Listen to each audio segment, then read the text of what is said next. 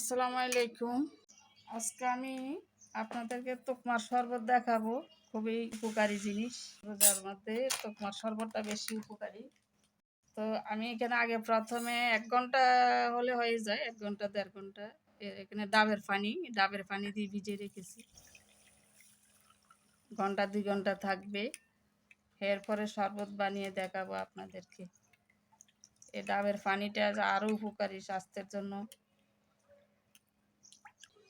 তো আমি ডাবের পানি দিয়ে যে তোকমাগুলো ভিজিয়ে রেখেছিলাম প্রায় 2 ঘন্টা হয়ে গেছে, নামাজ কালাম পরে আসলাম। এখন তৈরি করতেছি শরবতটা। এখানে 1 চামচ দেব, এখানে 1 চামচ দিচ্ছি। এখানে একটু বিট লবণ, 2টা গ্লাসে বিট লবণ দিলাম এবং একটি গ্লাসে 1 চামচ ট্যাং দিয়েছি। লেবু রস,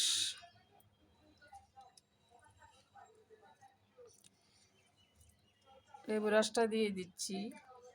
2টাতে দেবো লেবু রস।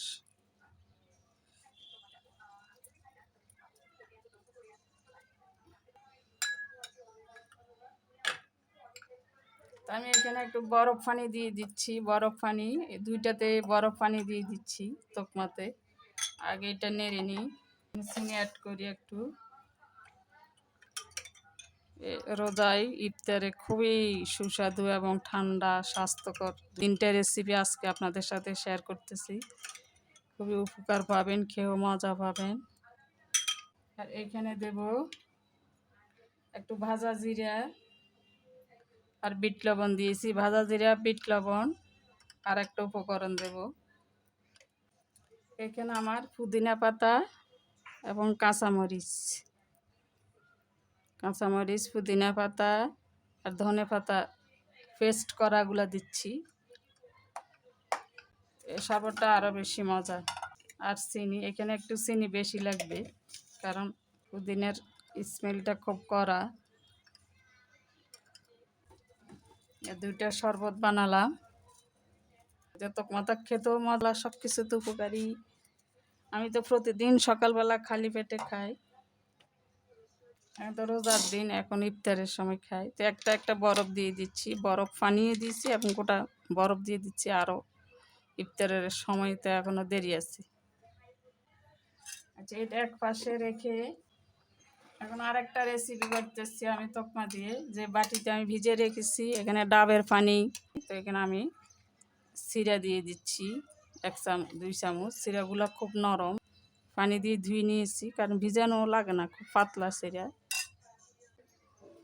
তারপর দিয়ে দিচ্ছি এখানে দুধ, এখানে 2 কাপ দুধ।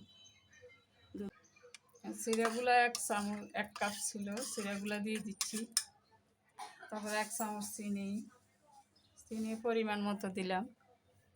এখানে আর আমি সামান্য একটা ঝামেলা করব না, কারণ ইফতারে এত বেশি খাওয়া হয় না। তো আমি কলা দিয়ে দিচ্ছি। এখানে কলা কেটে নিয়ে নিয়েছি। কলা, 2টা খেজুর, 3টা খেজুর আর কয়েকটা কিশমিশ। এটা খেতে যে কত সুস্বাদু। আমি খেজুরগুলা দিয়ে দিচ্ছি। খেজুর, কয়েকটা কিশমিশ আর বাদাম থাকলে বাদাম দিবেন। আমার বাদামগুলো শেষ হয়ে গেল, এখন বাদাম দিই নাই।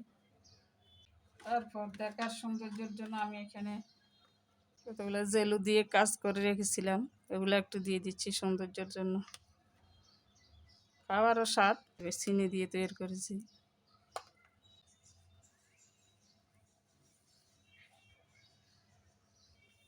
তো আমার হয়ে গেল 3টা রেসিপি তোকমা দিয়ে।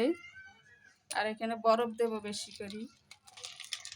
আর লবণ দিই নাই, লবণটা এখন দিব। বরফগুলা দিয়ে দিচ্ছি কারণ ঠান্ডা খুবই ভালো লাগে। বরফগুলা দিয়ে দিলাম আর লবণটা এখন দিয়ে দিচ্ছি।